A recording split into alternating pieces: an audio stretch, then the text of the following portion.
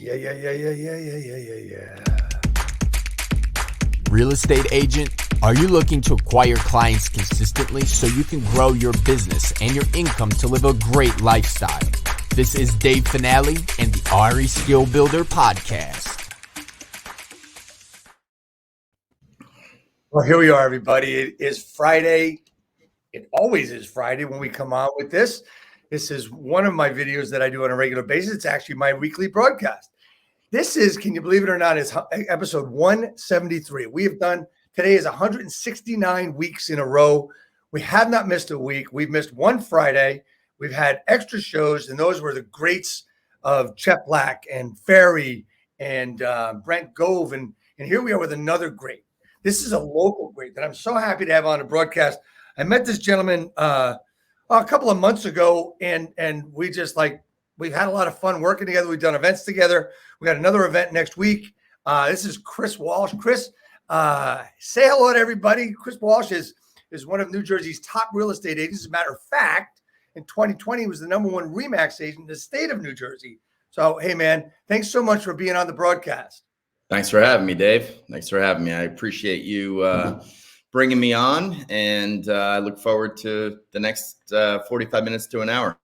Great, man. It's really cool to have you. And I don't want to waste any more time, but I want to ask you a question that I ask everybody else. It's called Real Estate Talk TGIF, as I said, episode 173. Do you know what TGIF stands for? Thank God it's finale. Yes! You win the prize. There's only been 2 other people that have gotten that, and that is correct. Oh. I'm so excited now. Man, what a way to start. I could have come up with something way better. You might be able to. Probably would not have been so flattering, but you didn't give me enough time. So I know, and that's the whole idea behind not telling you the question before we got on the air. But anyway, Chris, you're in real estate. You're a badass agent. I've heard you speak. I've heard your story, and I'm so excited for you to share that, because the idea of this broadcast, and just so people don't know, you don't know, I started this broadcast 169 weeks ago because I saw people doing stuff like this, and it was horrendous. People weren't showing up. They had a broadcast scheduled. You go to their page and they wouldn't be there, or they say, hey guys, I'm not going to do it today. I'll see you next week. And they were doing it so poorly. So I wanted to do it and be consistent and bring value every week. We've had authors, we've had the greats, we've had all the greats. We have great agents, local agents, and you're a New Jersey agent, man. It's really special to have you here. Talk to me about what you did before real estate, why you got into real estate. Give me the whole breakdown, man. What did I do before real estate? It's funny, man. I was talking to somebody before this broadcast, and I was touching on what I was doing before real estate. And it was quite different than what I'm doing now. And I was actually a full-time musician primarily. And that's what I did. I mean, my band was very active, playing a lot, touring, doing that kind of thing. And it was a different world, but I did get into real estate, as you mentioned. I've been in real estate now for roughly 18 years. I can't believe I just said that. But it doesn't feel like it's been 18 years, actually. It feels like it's been 18 months. But I did get into real estate back in 2003, and kind of a fluke how I got into it. I never saw myself as a people person. I never saw myself as somebody that would be a high caliber, high performing real estate agent at any time. But it was kind of a fluke. I met somebody that was a real estate agent. They told me a little bit about what they did. I wound up befriending this person, and they motivated me and inspired me to become a realtor. So there's more to the story, but that's really the gist of it. So in a short amount of time, I'd say within about a month from meeting this individual, I had my license. He did not live anywhere near my marketplace. So I would love to say I went to work with him, and that's how I got into real estate. That probably would have cut a lot of the uphill battles out of the way and out of the process. but I got my license. I went into a random brokerage locally in the town that I grew up in, actually, just because that was like the only town I knew, really. Right. And I hung my license and I just started networking. I mean, that was basically it. I had no experience. I did go to college. I had just graduated a few months prior. And, my whole thing was, back then you have to understand too, it was a much different atmosphere. Real estate was not this sought after profession. Right. I told my friends and my family, the guys in my band, for instance, that, I had to bail on, band rehearsal or, that weekend tour to Canada or whatever, because I was focusing on this other business. Nobody really understood it. They kind of thought I was being foolish. They thought I was wasting my time. And I saw something else in it. You got to understand, there was no social media, there was no YouTube, YouTube presence at all. There were no like role model agents that were crushing it. So everything I found, I found through research on Google. I started finding some guys that were high performing agents, mostly on the West Coast. And I was like, man, these guys are doing it. I need to be kind of like them. And I did have a glimpse. I was down in Miami when I met this individual who sort of inspired me to get my license. And I did get a glimpse into what real estate was all about, at least down there in the Miami area. Right. And when I came back up here in Jersey and started, networking and really grinding and trying to get my name out there, I felt like people in Jersey, at least for what I saw, weren't really doing it how I saw that it could be done. And that's really what gave me this, fire inside, where I just was motivated beyond belief, because I saw what you could do with the business and I saw what you could do as a real estate agent. And I'd say it took me, my first year in real estate, I made $21,000 maybe for my year-to-date income. That was my grand total. And I started learning very quickly, like what the voids were in the market. And I saw what agents were doing. I saw what they were not doing. I started learning from watching the people around me at the agency I was working at. I started learning what to do. I started watching them, and, I would observe, and I had my ears open, my mouth closed. Right. And I would listen to them on the phone even, and I would hear the things that they would say to their clients. And I would see that they were successful a lot of the times with the things that they did say. And I was like, man, if they had said this, or, I would listen to times when they weren't successful even. And I would say like, wow, if they would have said this, or they didn't say that, what they did say, or whatever it was. And I did have a little bit of a sales background. I did telephone sales throughout high school. So I did a lot of fundraising. I did some appointment setting. I did, and I did learn a lot from some, pretty rough, like roughneck type sales guys. So they taught me a lot about how to speak on the phone and how to command the sale, not so much ask for it, like those kinds of things. They taught me a lot about communication, that it has a lot to do with tonality and the way that you address people. It's not what you say, it's how you say it. So, I just tried to get as much technique, and I just tried to polish my skill set, the little bit that I had.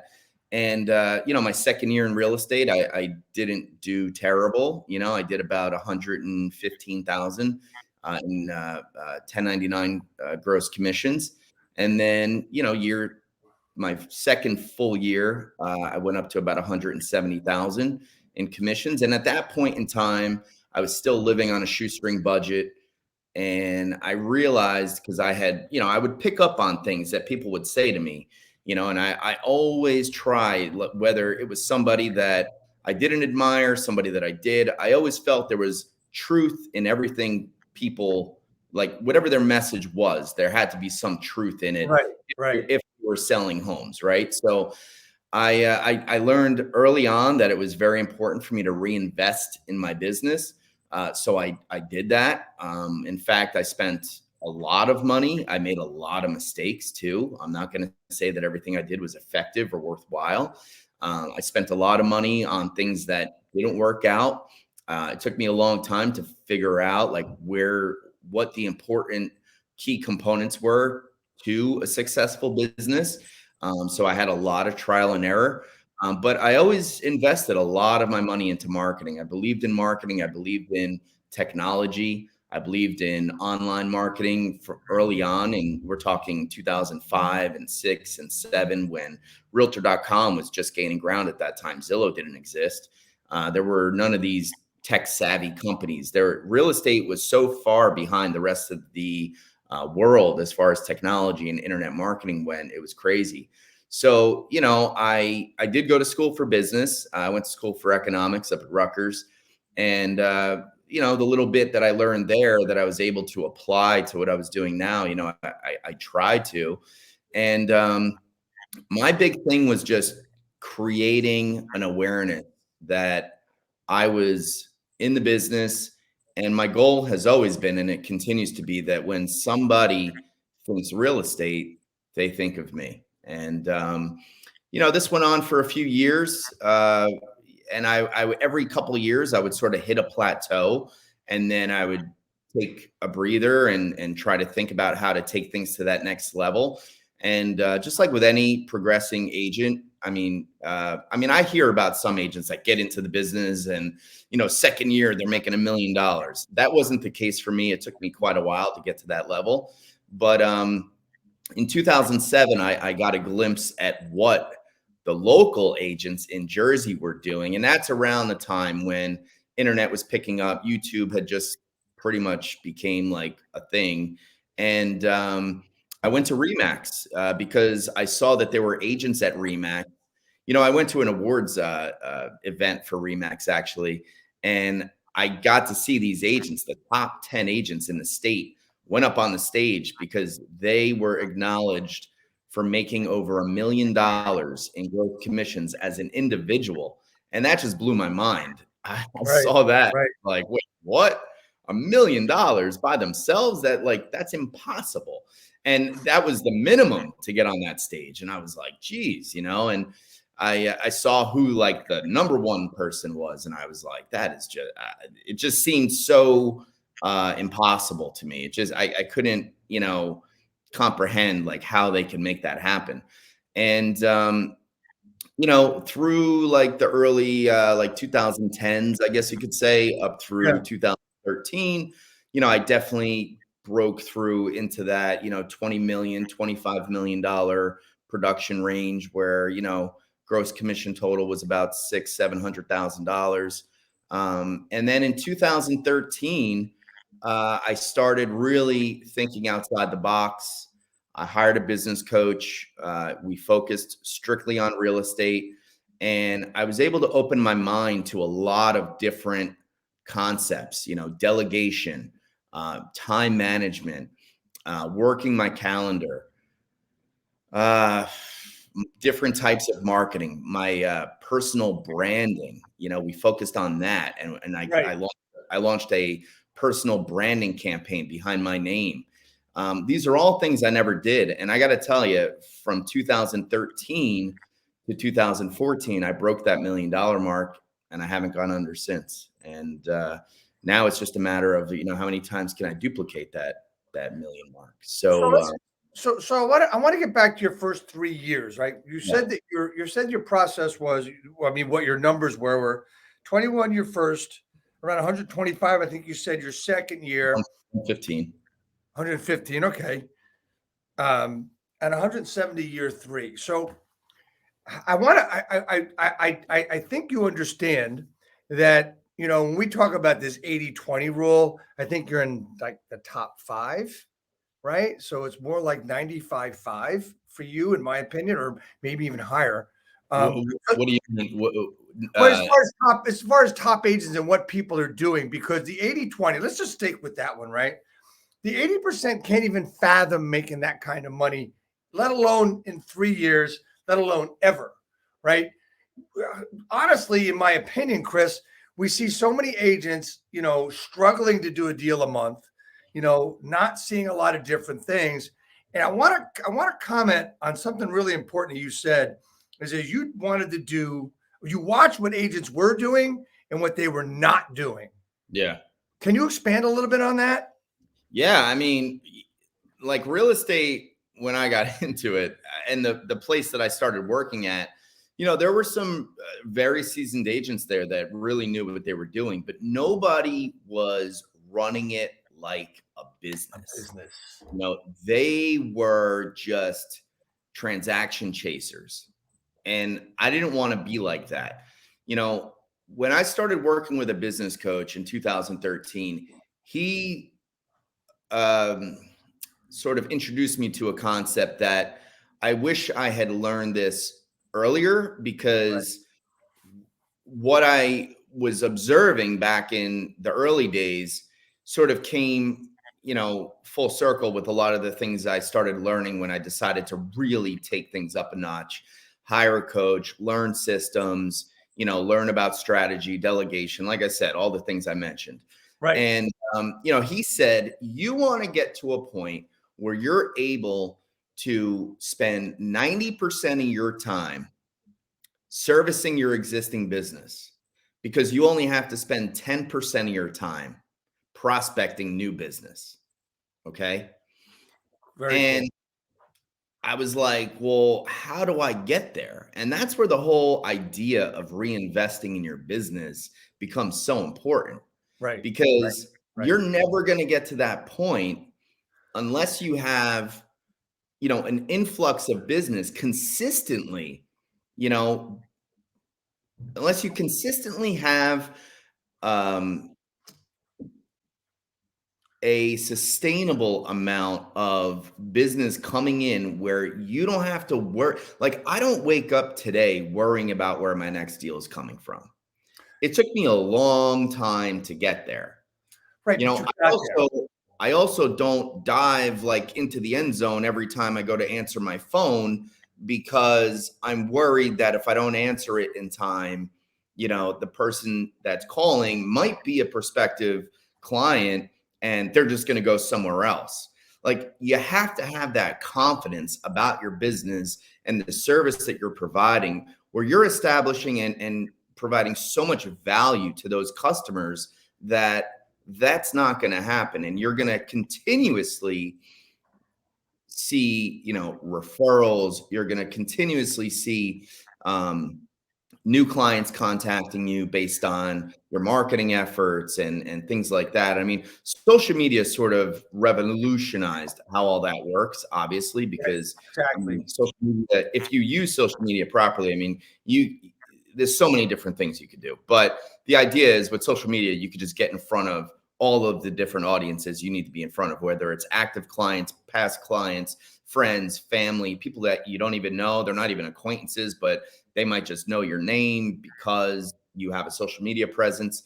So, I mean, if you can, that should be the ultimate goal with any salesperson, but any realtor. My goal today, my top goal is to provide an optimal experience for all of my clients throughout, the purchase or selling process. I mean, that is my ultimate goal, because if I can do that, I never have to worry about where my next transaction is going to come from. All right. So you said get to a point where you're not worrying about your next deal. Okay. What did you have to do to get to a point where the worry ended, where the confidence began? Where was that? Because a lot of people think about that, where they'd love to be there, right? They'd love to be there, right? And honestly, being a former broker owner of a brokerage, I look at the conversations I had and the typical breakdown of that brokerage: couple top people, a couple of good people, couple and the rest, always, oh, well, I'd like to do a couple of deals a month, but they basically do a couple of deals a year. So there's no confidence there. There's no, and you watch what other people were doing, right? So why didn't you just copy what they were doing wrong rather than copy what you thought was right? Well, I Strange question. think No, what's that? I strange think question. I know. I mean, I think it was, look, it took me a while to get to where I wanted to be. It wasn't until 2014 that I really felt like I was satisfied with where I was. Okay. So it took me 10, 11 years to get there. All Right. right. Yep. So could I have done things quicker? You know, everybody wants the fast track, right? Everybody wants the Yes. secrets. Like, hey, what's your secret, Chris? There are no secrets. It's hard work, smart spending, and a lot more work. You know, you got to put the Love time in. You have to follow up with people. Communication is key. Honesty is like paramount. Okay. I'm not worried about hurting people's feelings anymore. I'm not worried about telling somebody what they want to hear so they don't kick me out of their house. I'm there for a reason. People ask me to come to their home for a reason. And if they're asking me to come to their home to tell them what they want to hear, they're not having me there for the right reason. It's like calling an electrician for plumbing work. You're calling the wrong guy. exactly. Okay. You're Exactly. call- you're calling me to be honest with you and give you good advice and to guide you accordingly. So I'm going to give you honest answers, right? And I'm going to give you valid information. And listen, I mean, look, do I sometimes you know deviate from what I tell them? Sure, of course I do. I'd be crazy if I didn't allow them to make the final decision. See, I think that's also, and I know I'm getting off topic, but I think this is No, you're important. fine. I think that that's where a lot of real estate agents go wrong is it's like black and white with them. Okay. They think like I either have to agree with the client and reinforce what they're saying and make them feel like they're right, or I have to just tell them like, no, that's not the way to do it, Mr. Seller or Mr. Buyer. It's this way or it's the highway. I can't work for you or whatever. You know, I always give people my honest opinion. I tell people, hey, listen, this is what I would do if I was selling my own home, if I was selling my mother's home. Like, this is what I would do because I strongly believe this is the right direction to go and this is the right answer. However, if somebody wants to do something ridiculous and I know it's going to be a huge waste of time, then I'll tell them, I think that's a waste of time. However, you know, if I tell somebody 599 and they say to me, well, I really want to do 649.9, and I'm like, listen, I'm gonna go 649.9 with you, but I just want you to know, like, that I don't advise it. Like, I don't advise it, you know, but why would I not want to work with that person just over that price discrepancy? Now, if the same person told me 750, I'd be like, listen, I think you need to get this out of your system. Maybe you should go work with someone else. But if it doesn't sell, okay, I would love an opportunity to list you when that doesn't happen and blah, blah, blah. You know, there's things you could say. Right. And I had that happen multiple times. I just closed on a property yesterday where the person told me that they wanted to sell their house to somebody that approached them at their garage sale, you know, and I already had a listing with them, but I said, you know what? If you want to sell it with the person to the person at your garage sale, that's fine. This was 7 months ago. No problem. Wasn't even sure what happened with these folks. They called me up about 6 weeks ago. They said, Chris, it was a disaster. We absolutely made the wrong decision. We should have listed with you. Again, there's other things that were said, but this is the gist of it. And I relisted them. I sold them in about a week for a higher price than what they got from the person at the garage sale. Yes, they paid me a fee, but guess what? 6 weeks later, or whatever it was, we closed yesterday. Now they're sending me messages, thanking me for everything, blah, blah, blah, whatever. Everybody won.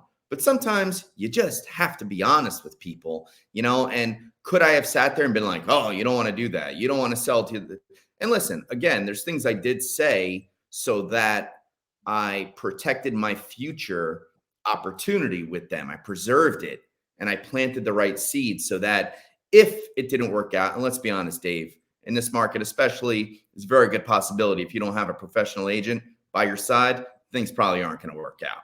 Okay. That's right. So Right. things didn't work out. I wound up listing them. I got paid. They got a home sale. The experience was optimal, as I said. And I'm sure that I will receive referrals from them down the road. And Yeah. they too were a referral. So, referrals. The only way you're going to get referrals in this business is if you communicate, right? If Yes. you're honest, if you follow up, and most importantly, stay in touch. So I want to just emphasize. I'm writing notes here. I want to just emphasize something. The gist of the story you just told. Two things about this. Number one, if you are confident and you tell it like it is, you can take that 649 listing, even though it should be less, and say, hey, okay, fine, but let's understand this, that, and the other thing. And then when it has to make a change, if and when it doesn't work, it'll start working because you have the confidence enough to give them some work and some leeway for you, because it's like there's no sense in trying to push. Let's just pull it through. It's one of the things I really look at. And the other thing is, I want everybody to realize what Chris just did. Chris just gave you an example of how to handle a listing by telling you a story. He told you the real true life story of what happened in this listing, right? So many times, Chris, I see people making posts about how great they did. They sold up for $1 million over asking, and in three minutes, and all this other crap. And it's a lot of noise. Yeah. Just a lot of noise. You just told a story. I mean, you could have done that in a video. You could have done that in a post, but it's real time and it's real life. So that's really important. And you said honesty, communicate, follow up, stay in touch, right? Follow up is one thing, staying in touch is another. I'm glad you put it that way, because it's really completely different. I heard you say a few weeks ago at our Modern Agents event that, there's a book out there that says you should touch people 33 times a year. And your comment, or 28, whatever it was. And I think you said there's more or less, that should be like a month now. Yeah. Right. So anyway, so referencing that, right? Yep. You talked about, I've heard you talk about your circle of influence. I've heard you talk about how you work that and how that helped you build your business. Could you talk some about that so that anybody that may be listening could get some value out of really a great way to build your business? Because that's one of the ways to build referrals as well, right? Oh, yeah. Yeah. So if you just talk about building that circle, what that meant to your business. Okay. So, Okay.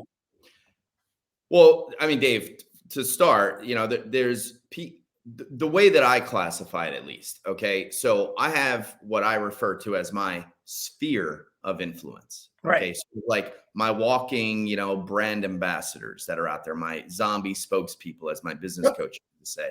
Okay. Then we have centers of influence. Some people use those words interchangeably. I don't. Centers of influence for me are professionals that deal with individuals during life-changing events. Okay. Those are some key words there. Life-changing events. When do people buy and sell a home, Dave? During life-changing events. You survey 100 people that are buying or selling a home. I'd say 85 out of those 100 people are buying or selling due to some life-changing event, whether it's marriage, divorce, birth, death, job change, job loss, relocation, retirement, you name it, life-changing, they're probably selling or buying. Okay. So I've tried to create these strategic alliances with other professionals that, guys that I can get along with, or women that I can get along with. And what I do with them is I approach them about, with sort of like a proposal, a sort of proposition, if you will, where let me help you provide more value for your clients. Okay. So I'm trying to be sort of like another weapon in their arsenal of tools so that they can offer another level of value to their clients. And let me give you an example. You have a financial advisor. He does what they call a financial needs analysis when he meets a new client on an intake. Okay. So he meets a new prospect and he starts going down, the whole financial worksheet of what they have: kids, house, their bills, what's their mortgage payment, how much savings do they have, how much do they make, oh, you have a second home. Okay, great. Well, one of the things that the financial advisor is going to want to know is, what kind of house do you own, right? So, oh, you own a home. Okay, how much do you owe on your home? Oh, you owe $475,000. Well, how much is your home worth? And then the guy will say, because again, they're trying to establish net worth of an individual, like all that good stuff, right? So they want to know how much equity is there. So what they'll ask is, well, how much is that home worth? And usually the prospect will say, well, my neighbor down the block just sold for 900. My neighbor up the street just sold for about, I don't know, 850. I'd say I'm probably in that ballpark, 850, 900. I don't know. Let's just call it 875. Well, sir, the financial advisor says, how about we get you a specific number that we could plug into that value for future use so that we know exactly what we're dealing with, okay? I've got a great guy that I work with. His name is Chris Walsh. He does a lot of business in the area. Why don't I have him reach out to you, just set up a quick meet and greet. He'll do a walkthrough of the home, and then he'll get back to me with a market analysis of your home with a cover letter, and he'll explain the specific value of your home and how he came up with that number. Does that sound good to you? Why would they say no? Right. Okay. Now, you, my friend, just established a relationship with that guy. Now he's going to be one of the people. I'm talking about the prospect. Now they're going to be one of these people that I touch 28 times a year. Okay. Blah, blah, blah, blah, blah. And remember, there's always going to be a seed planted in that guy's brain that I did something for him. I provided value for him in the past. Okay. Not to mention that if he does decide to work with this financial advisor, which he probably will, because if this financial advisor is offering things like that, like I've got a guy who's going to come out to your house, and I don't care if you're a top producer in your marketplace or not. If the financial advisor tees you up and positions you the right way, you're going to be perceived as whatever it is he tees you up as. Okay. Now that prospect feels, like I said, that you've provided value. They kind of owe you subconsciously, even if they're not thinking about it. They kind of owe you for that. Plus, you've been hitting this guy 28 times a year. Not to mention if he winds up following you on social media, which a lot of people do follow you, unbeknownst to you probably, but a lot of people do follow real estate agents, especially if they've had a connection with them in the past. And then also, if he does wind up working with this financial advisor, which like I said, he probably will, he's probably going to let the financial advisor know about him thinking about buying or selling in the future before he lets anybody else know. He might even talk to the financial advisor before he talks to his own spouse. Okay. Because he doesn't even want to open up that door, like Pandora's box of buying or selling a home, until he knows he can afford it. Okay. Chances are he's going to go to the certified financial planner advisor before he might even talk to anybody. So that's your financial advisor's opportunity to plug you, plant that seed again, okay, to get you back in front of that guy. So it's a reciprocal relationship. I've heard agents say like, well, what do you give them? What do you give the financial advisor? Like, do you give them money? You send them Jets tickets? You send them I'm like, what? Why would I send him anything? Well, because he's giving you business. Hello, knock, knock. Maybe the reason he landed that guy to begin with or retained him is because of the value that I provided. That's what I give him. I'm giving him value. Okay. And it's value that I'm always going to be there as part of his, strategic team. That's what you want to tee this up as. So anyway, that's a center of influence. Okay. And I got to tell you, I have financial advisors. I have CPAs. I have matrimonial attorneys, mediators that handle divorces. They're estate planning attorneys. Like all of these people are great centers of influence. So would you rather try to establish 10 centers of influence that on average each send you 3, 4, 5 transactions a year. Do the math on that. 10 times, let's use the low number, 3, that's 30 transactions a year. Would you rather maintain a relationship with 10 attorneys or financial advisors or CPAs, or would you rather chase 150 people, individuals, to get the same 30 transactions? Like, if you want to work smarter, not harder, you'll establish these types of strategic alliances and relationships. Yeah, and I want everybody to look at something here. That's sphere of influence, Dave. That's like your friends, your family, past clients, current clients, people that you meet that wind up not working with you, the people that you get as referrals, and then they put things on hold. Like, all those people go in my database that I work consistently and hit those people 28 times a year, whether it's through direct mail, newsletters, email newsletters, not including social media. So if they're also following you on social media, I mean, geez, you could be hitting these people 200 times a year. Who knows? But anyway. Exactly. So I want everybody to look at what we're talking about here and who it's coming from. Chris is a guy that typically averages 65 million a year, and he's talking about the base of your business. I mean, there's 7 pillars in your business. This is the number one, which is your sphere of influence. But what he's done is he's broken it down to centers of influence who are going to you're actually going to benefit each other, and they're going to help each other build their businesses. Yeah. And there's really no limit to it aside from your time, right? How much time you're going to put into cultivating. And when you said, what are you giving them? Why are they doing it?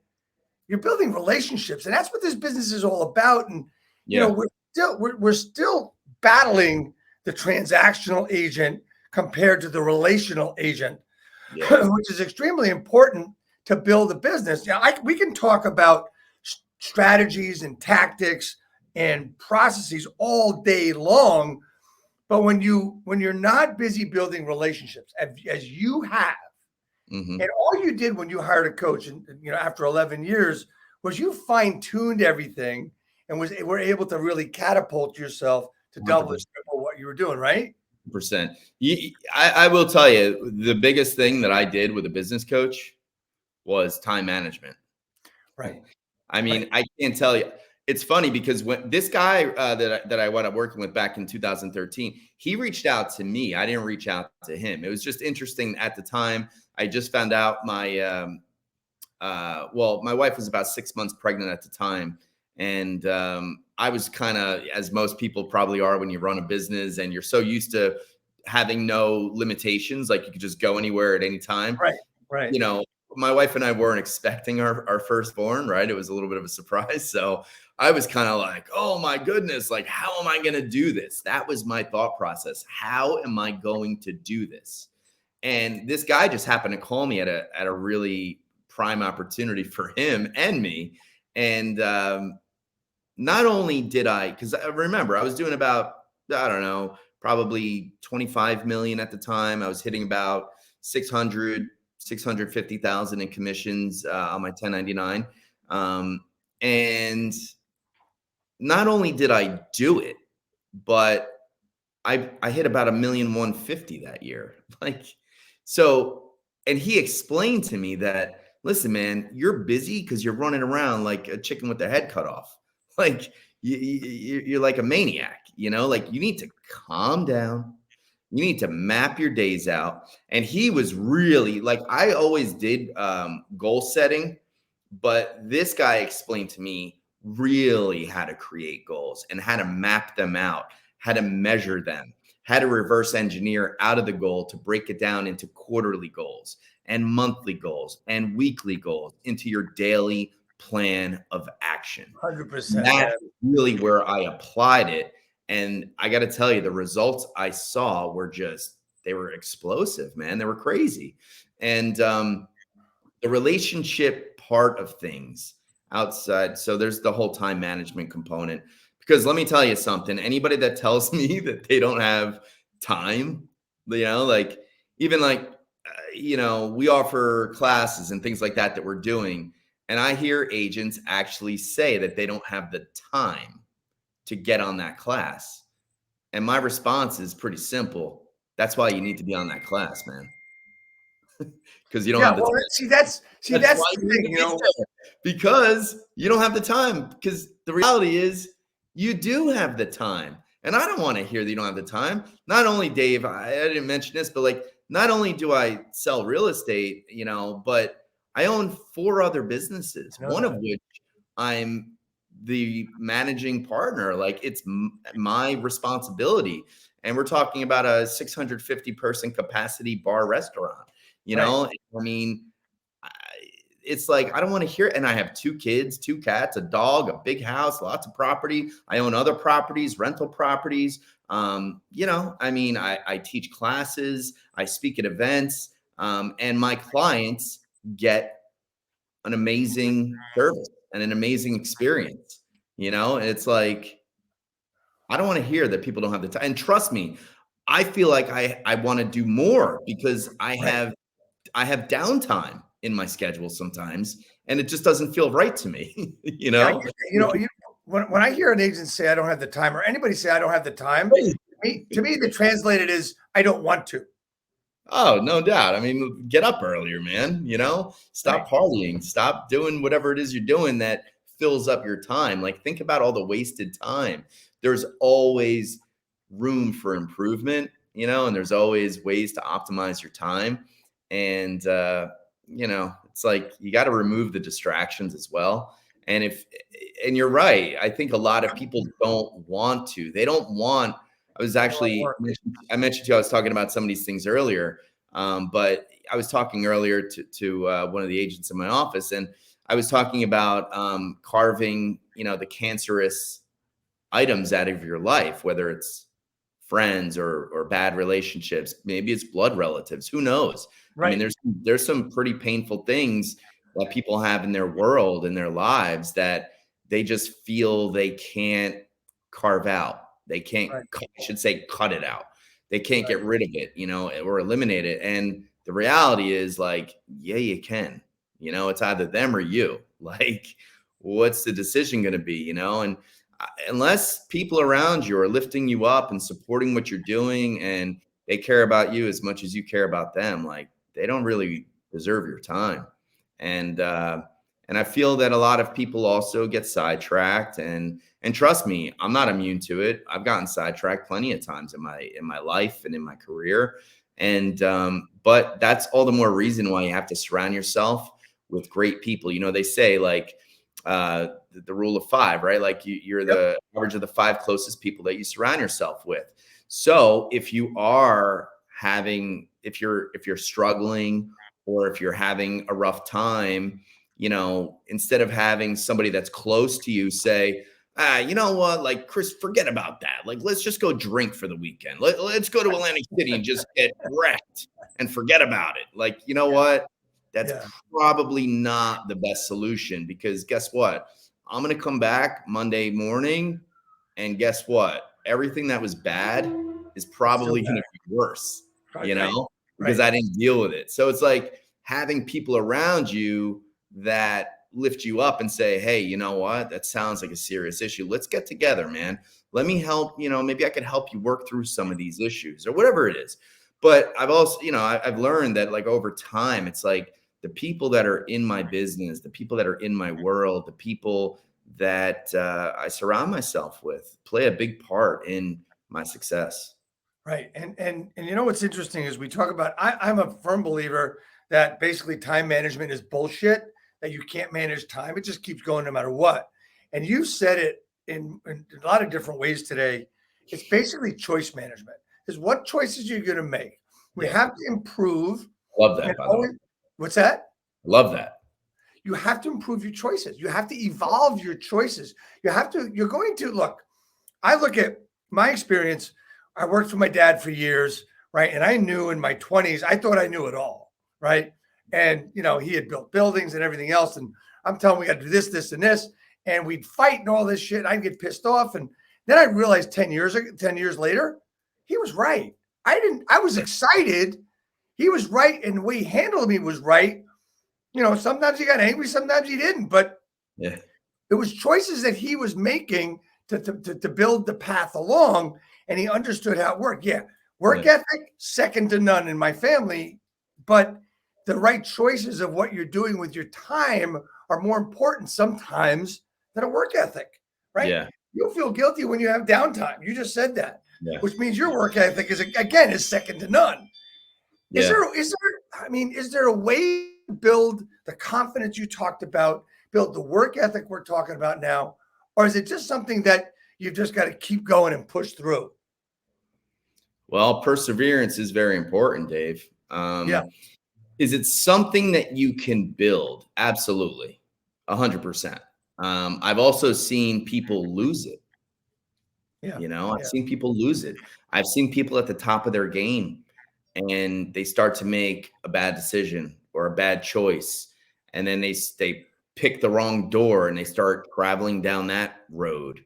And I've seen people really wind up at the wrong end of things.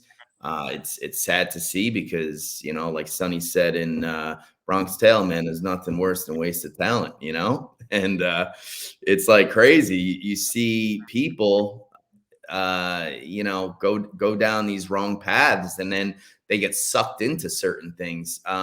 So I have seen people lose it, but I've also seen people build it.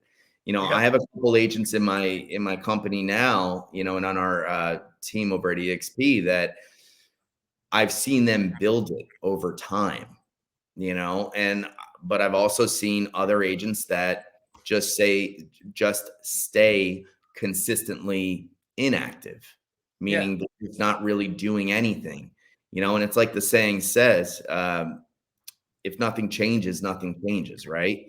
Right. So if you want something to change, you need to act and you need to implement new things, man. And but you can build that confidence.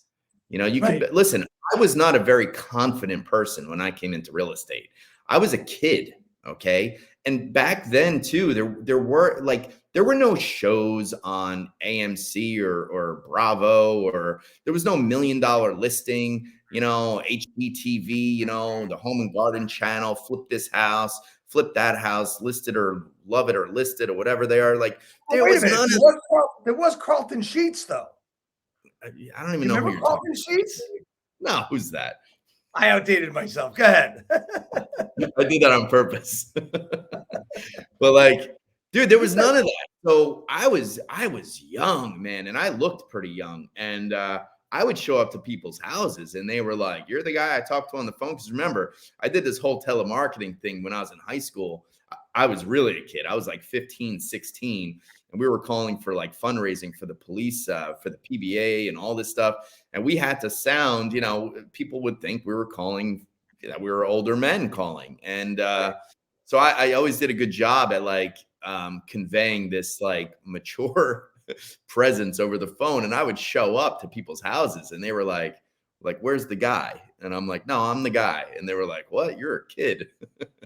But like, so trust me, man, I would break out like sweating in people's houses and stuff.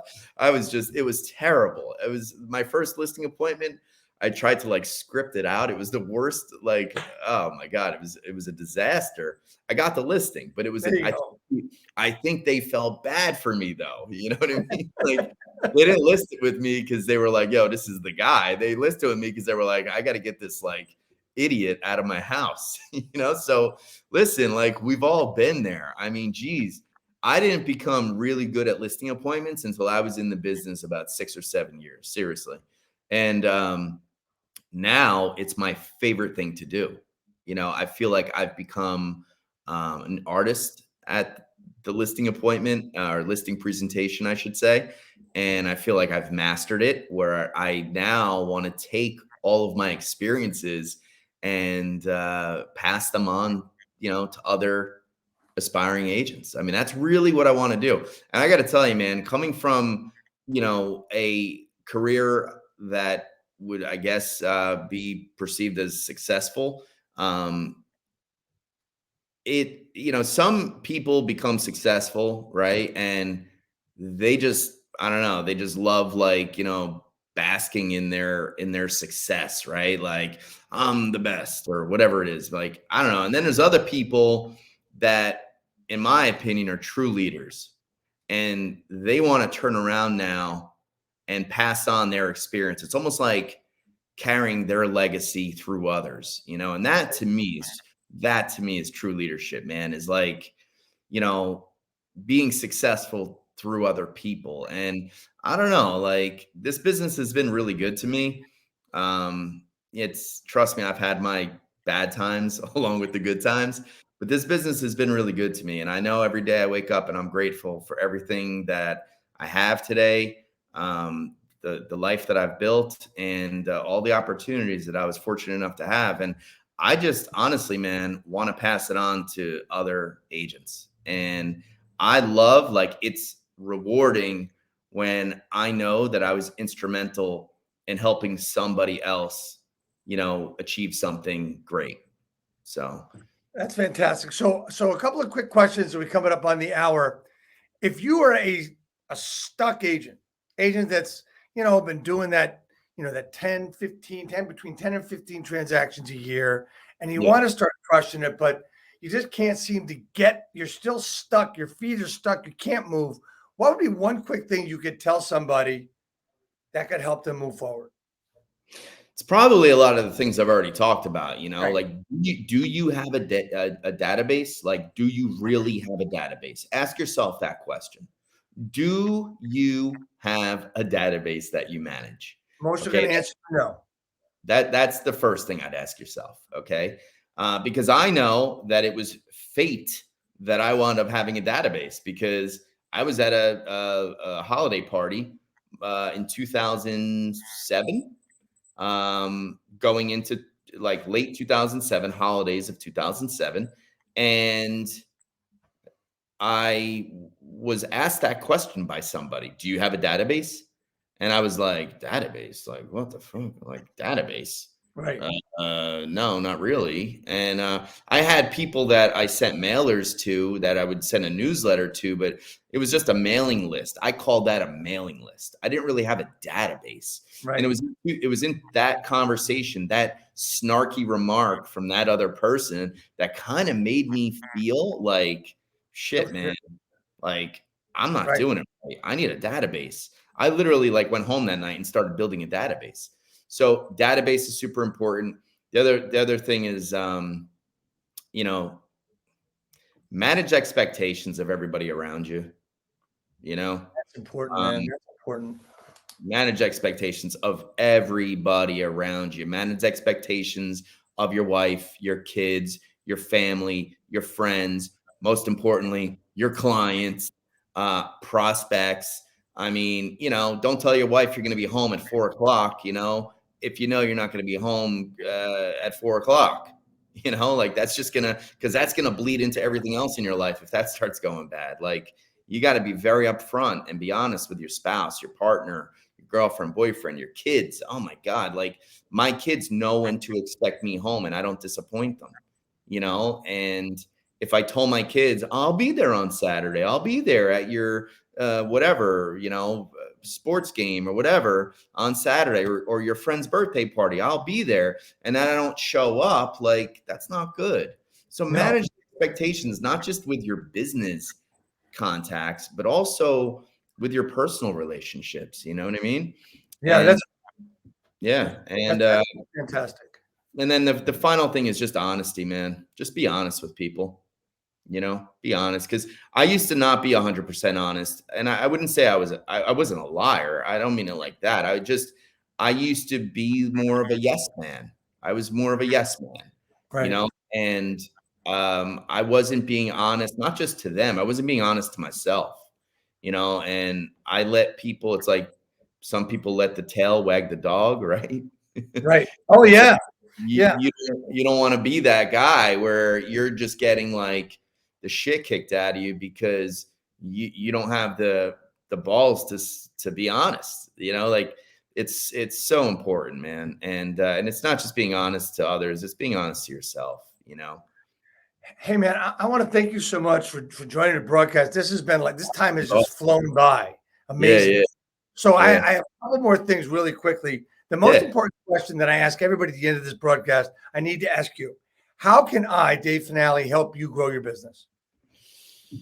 How can you help me grow my business? Well, I don't know. How can you help me, man? Let me plug my team. So I'm launching a team over the next month, and it's going to be a mega icon team at EXP under my personal brand, and it's going to be sort of a training camp and a full service sales team. What's it called?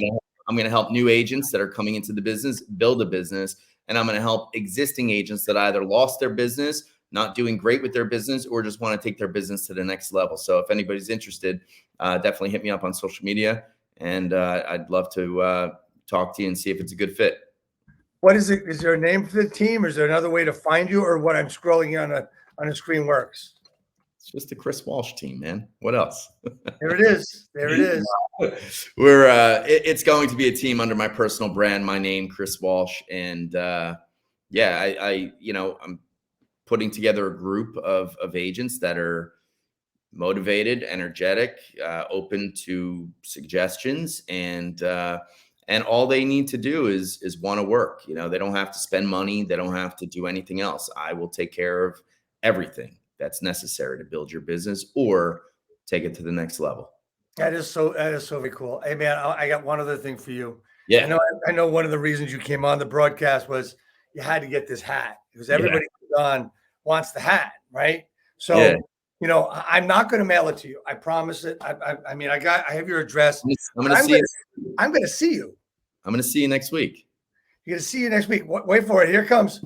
We're just changing the frame.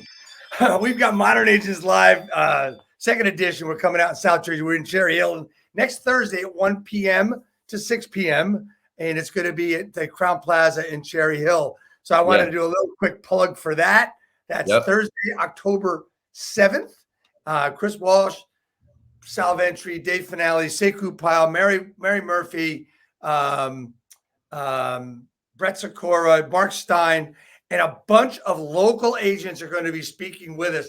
That is going to be really cool. I'm really looking forward to that, from New Jersey and Pennsylvania. So we're going to get that. I can say that the event that we did on the 16th, September 16th, was a blast.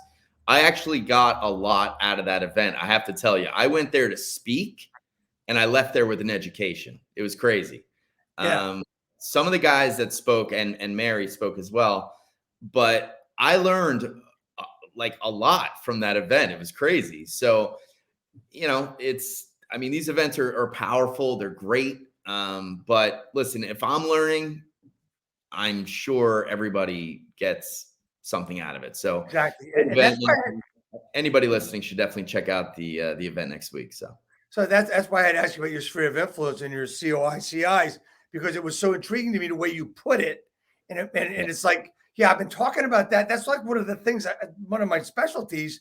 And when you said that, it's like, right, okay, so I'm explaining it a different way, and it made so much more sense. Thank you for that, Chris. Thank you so much for being on the broadcast. Thanks for having me. We're going to go off real quick, just hang out for 1 minute. Yeah. And we're going to be back. Next week, we've got the Glenn Bill going to be on with us. Glenn is an author, real estate broker, and national speaker. He's going to be with us next week. And we are going to go out really quickly. I want to thank everybody for coming. See you next week.